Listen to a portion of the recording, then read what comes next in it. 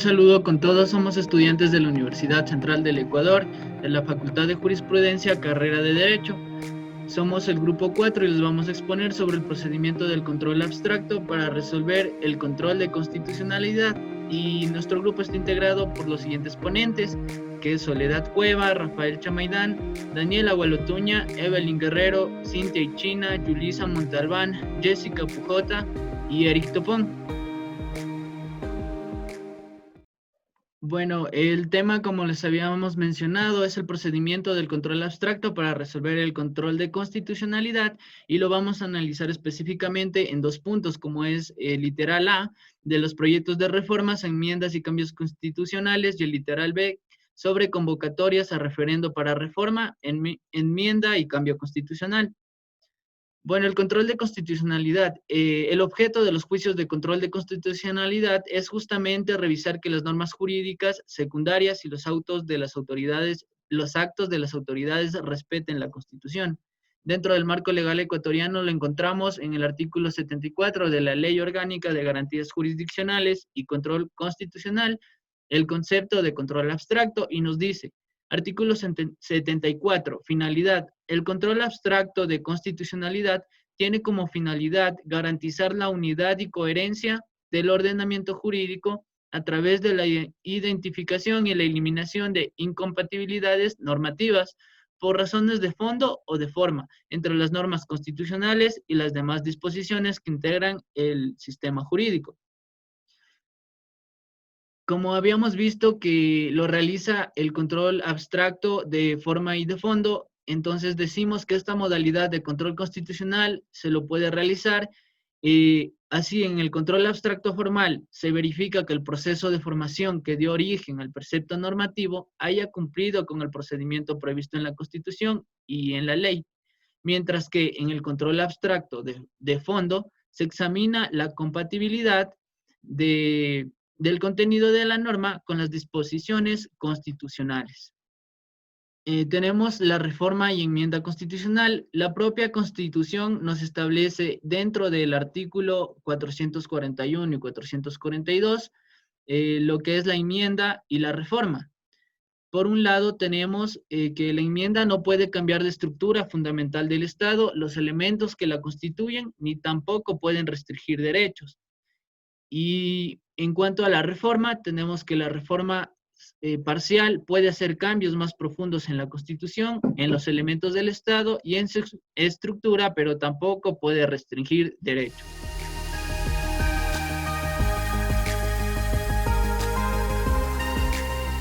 Bueno, para el primer punto del procedimiento tenemos la recepción. Entonces, las demandas, peticiones y demás documentos relacionados con la acción se presentarán en la oficina de documentación de la Secretaría General o en las oficinas regionales de la Corte Constitucional. Si se presentan en las oficinas regionales de la Corte, estos remitirán la documentación a la Secretaría dentro de las 48 horas siguientes a la recepción. Cuando las demandas, peticiones y demás documentos relacionados con las acciones constitucionales fueron presentadas de manera verbal o en otro idioma, la Secretaría General o las oficinas regionales dejarán constancia en una grabación magnetofónica. Como segundo punto tenemos la tramitación. Entonces, aquí el secretario general dispondrá del término de 6 días contados a partir de la recepción de las demandas, peticiones y demás documentos para efectuar el ingreso, registro y remisión de las mismas a las diferentes salas del organismo para que siga el trámite. Después de esto tenemos el registro. La Secretaría General llevará un registro individualizado de las demandas y peticiones ingresadas y elaborará una ficha correspondiente, las cuales contendrán al menos los siguientes datos: el número de expediente, fecha y hora de recepción, identificación de los jueces de instancia en los casos que corresponda, el legítimo activo, el legítimo pasivo y terceros interesados, la pretensión jurídica, información en relación a otras demandas o solicitudes con identidad de sujeto, objeción o acción, objeto. De ahí tenemos los plazos y términos, que estos se aplicarán a la fase de la impulsión judicial. Este inicia a partir del día siguiente a que el expediente se encuentre listo para la decisión en la sala de admisión o al despacho del juez sustanciador o al despacho del Pleno de la Corte. Ya. De aquí tenemos la admisibilidad. Entonces, la sala de admisión conocerá y calificará la admisibilidad en los siguientes casos, que es en el control constitución de enmiendas, reformas y cambios constitucionales y en consultas populares. La Corte observará que en las demandas o peticiones que se presentan conste la pretensión concreta, el señalamiento de la casilla judicial, constitucional o dirección de correo electrónico para recibir notificaciones, así como la firma o huella digital del accionante. La sala de admisión mediante auto decidirá la admisibilidad de la demanda dentro del término de 15 días a partir del momento en que el expediente se encuentre en el despacho. De ahí tenemos el sorteo del juez ponente. Admitida la demanda, la Secretaría General deberá efectuar el reparto de las demandas de inconstitucionalidad por sorteo para determinar el juez o jueza ponente. La inadmisión. La inadmisión se realizará mediante auto, cuando no cumpla los requisitos de la demanda y siempre y cuando no sean subsanables. Para esto, debiendo indicarse con precisión los requisitos incumplidos para su respectiva corrección. Se concederá el término de 5 días a la persona demandante para realizar la corrección. Cuando no se complete la demanda en este término, se le archivará. Ante el auto de inadmisión no procede recurso alguno. De ahí tenemos el rechazo. Se rechazará la demanda en los siguientes casos. Cuando carezca de competencia, en cuyo caso se ordenará el envío de la demanda con sus anexos a la juez o juez que considere competente, cuando la demanda se presente por fuera de los términos previstos en la ley, cuando no se corrija la demanda dentro del término de los 5 días y cuando recae sobre normas jurídicas amparadas por una sentencia que tenga efectos de cosa juzgada. Contra auto de rechazo no cabe recurso alguno. Sorteada la causa y remitida a la jueza o juez ponente, este iniciará la sustantación. La sustanciación. La sustanciación es una tramitación de una causa o proceso por vía procesal adecuada para poder dictar una sentencia, conociendo claramente los hechos.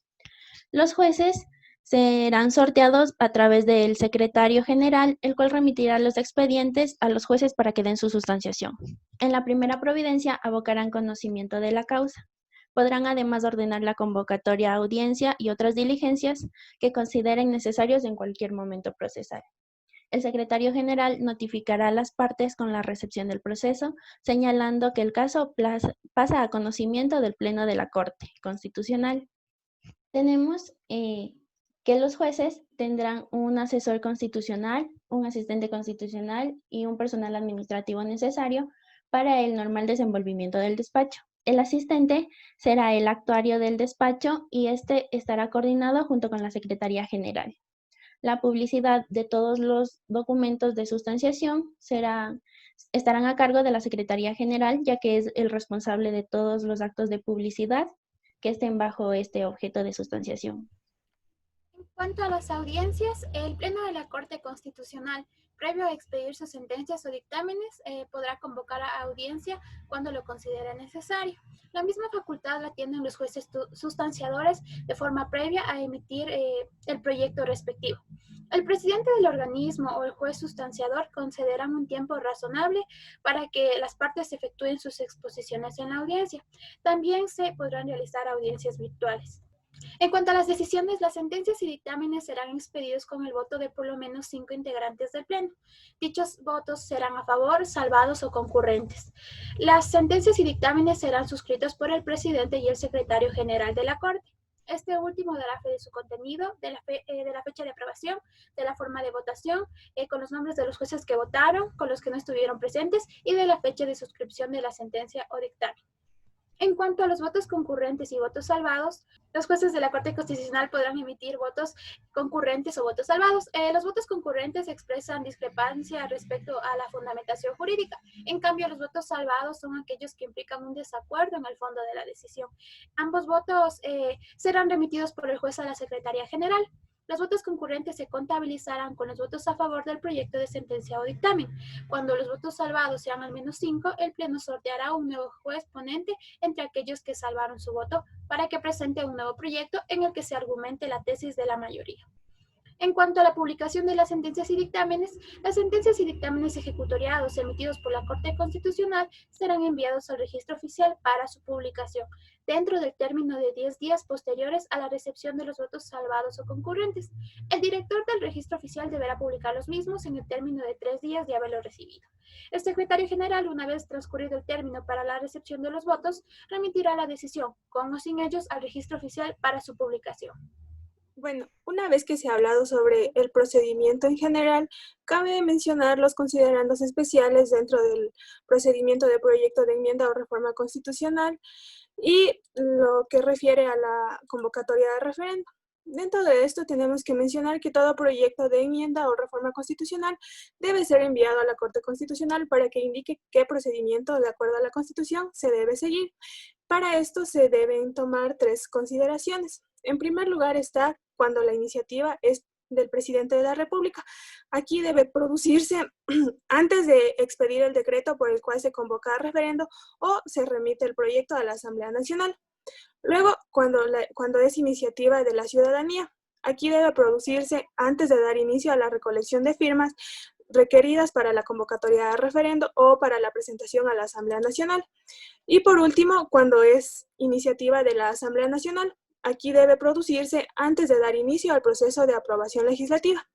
A partir de esto, los jueces ponentes van a elaborar un proyecto de dictamen en un plazo de 15 días y el cual se va a poner a conocimiento del Pleno de la Corte, quien debe resolver esto en el término de 10 días.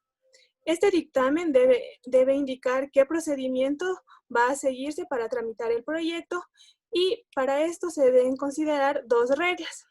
En primer lugar, cuando el proyecto normativo que tenga por objeto restringir el alcance de los derechos y garantías constitucionales fundamentales o modificar el régimen procedimental de reforma constitucional, solo se va a poder tramitar a través de la convocatoria a una asamblea constituyente, esto según el artículo 444 de la Constitución de la República.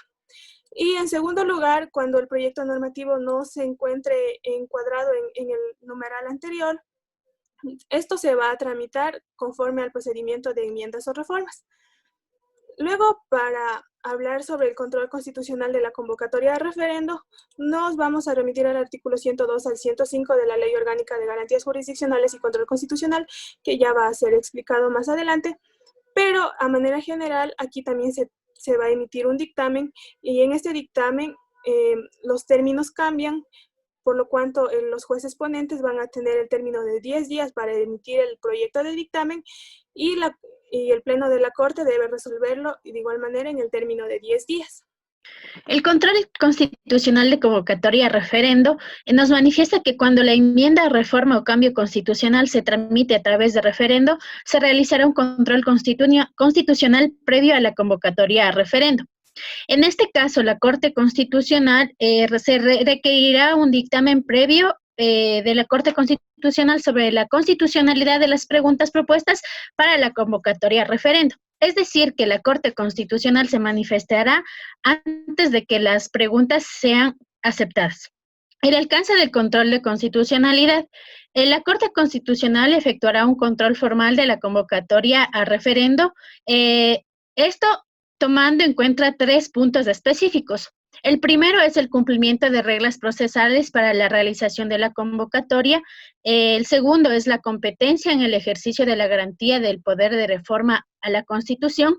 3 es la garantía plena de la libertad del elector y el cumplimiento de las cargas.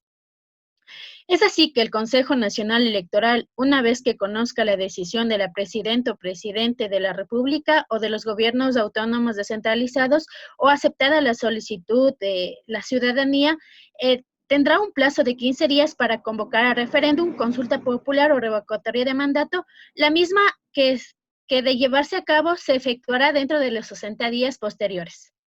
Con respecto con lo que tiene que ver con el control constitucional de los considerandos, para controlar la constitucionalidad de los considerandos introductorios, la Corte Constitucional verificará el cumplimiento de los siguientes requisitos. En primer lugar, la no inducción de respuestas en el elector. En segundo lugar, la concordancia plena entre el considerando que introduce la pregunta y el texto normativo. En tercer lugar, un empleo de un lenguaje valorativamente neutro y sin carga emotiva, sencillo y comprensible para el doctor.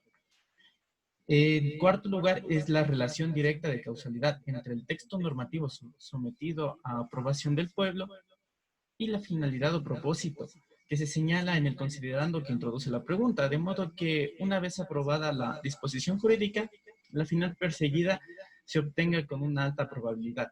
Y como quinto y último, es que no se proporcione información superflua o ninguna que no guarde relación con el texto normativo a ser aprobado en el electorado. Para garantizar la libertad del elector, la Corte Constitucional verificará que el cuestionario sometido a votación cumpla, entre otros, con los siguientes parámetros. En primer lugar, la formulación de una sola cuestión por cada pregunta, salvo que exista una interrelación o interdependencia entre los distintos componentes normativos. En segundo lugar, la posibilidad de aceptar o negar varios temas individualmente en la misma consulta. En tercer lugar, la propuesta normativa que esté encaminada a establecer excepciones puntuales que beneficien un proyecto político específico. Y en último lugar, la propuesta normativa que tenga efectos jurídicos y modificaciones al sistema jurídico. Si la Corte Constitucional no resolviera sobre la convocatoria, los considerandos y el cuestionario de referendo dentro del término de 20 días a haber iniciado el respectivo control previo, se entenderá que ha emitido un dictamen favorable. Esta omisión dará lugar a sanciones administrativas.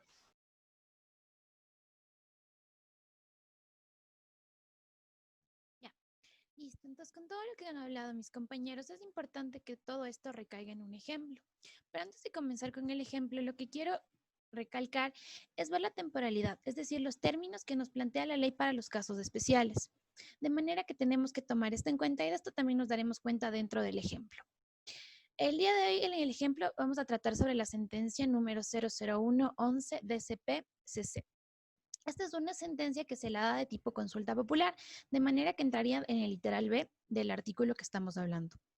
El motivo de dicha sentencia comenzó ya que el economista Rafael Correa Delgado, presidente constitucional de la República del Ecuador, presentó una acción de consulta popular, mediante la cual solicitó que la Corte Constitucional emita su dictamen de constitucionalidad respecto a un proyecto de enmienda. Este proyecto de enmienda trataba sobre tipificar como delito el enriquecimiento privado no solo justificado, prohibir los juegos de azar con lucro, matar animales por diversión, regular la actividad de los medios de comunicación y convertir en el delito de incumplimiento de las obligaciones del pago de la seguridad social. Listo, entonces con esto en contexto podemos hablar sobre cuál fue el procedimiento. Como les decía, el procedimiento tendrá gran importancia a los términos, ya que se realizó la recepción del oficio del presidente Rafael Correa Delgado para hacer este control de constitucionalidad de la consulta popular con fecha 17 de enero del 2011. Esta recepción pasó a menos de 48 horas, que era el plazo para pasar a un registro. Dentro de este registro, la secretaria lo único que hizo fue tomar los documentos y pasar al siguiente paso, pasar a los jueces dentro de la corte, que sería la admisibilidad. Dentro de la admisibilidad vimos que era importante saber que aquí podía trabarse el proceso, ya que si no se lo admitía o se lo negaba, el proceso no iba a continuar. Pero de manera que sí, se admite el proceso con fecha 19 de enero del 2011. De manera que vemos un paso solo de 2 días dentro de la admisibilidad de la recepción, lo cual entra en los términos. Ya, listo. Lo siguiente que tenemos aquí es la sustanciación. Dentro de la sustanciación tenemos que saber que lo importante es el sorteo de la sustanciación, donde pasamos a ver quién es el juez sustanciador. El juez sustanciador de este caso va a ser el doctor Magister Romero, Roberto Brunis, que sería el que va a dar su ponencia inicial. Esta ponencia inicial va a abrir el caso y va a pasar a ver si es que el proceso continúa. Dentro de este proceso también se llamó a audiencia por el mismo juez que iba a ser el ponente y también el que iba a dirigir, que se lo realizó en la audiencia más importante el 26 de enero del 2011, se llama el 26 de enero del 2011 para el día siguiente, el día jueves 27 de enero del 2011. Dentro de esta audiencia, ¿qué es lo que va a suceder? Pues vamos a tomar ciertas decisiones. Como ya lo dijeron mis compañeros, las decisiones pueden ser positivas, negativas, de votos salvados. ¿Qué es lo que se da en este caso? Los 2 votos salvados se dan porque el fondo de la decisión al final de estas audiencias no eran las adecuadas para los doctores, la doctora Nina Pacari y el doctor Alfonso que eran los jueces constitucionales, parte del proceso. Finalmente, lo que se realiza en el plazo de lo que son los 10 días necesarios y que cumplen, ya que esto se cumple a requisito, es la publicación de las sentencias y de los dictámenes. Dentro de este dictamen se tomó justo los 10 días para realizarlo, ya que era un proceso largo y decían los jueces que tenían que comprobar que todo esté correcto, ya que sí pasaron con todos los requisitos hasta ese momento, pero también tenían que ver que el fondo esté completamente bien, porque como les dije, teníamos un voto salvado. El voto salvado, se tuvieron varias reuniones para que uno de los dos ponentes de este voto salvado diga lo que estaba mal del fondo de la decisión, se lo arregle en estos 10 días. Finalmente se da la sentencia, como les decía, número 001-11 DCP-CC, donde se aprueba este control de constitucionalidad y se vota a favor de este mismo.